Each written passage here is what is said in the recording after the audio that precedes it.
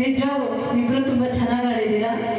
ನಿಜವಾದ ಚಪ್ಪಾಳೆ ಬರಲಿ ಲಲಿತಾ ಮೇಡಮ್ ಹಾಗೂ ನಾಗಭೂಷಣ್ ಸರ್ಗೆ.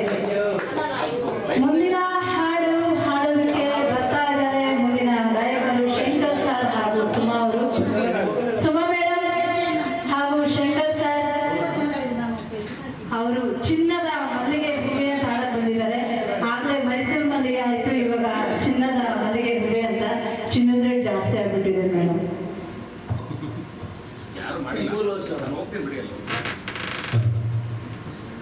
ಸ್ವಲ್ಪ ಆಚೆ ಇದ್ದೀನಿ, ನಾನೇ ಮಾಡ್ತೀನಿ.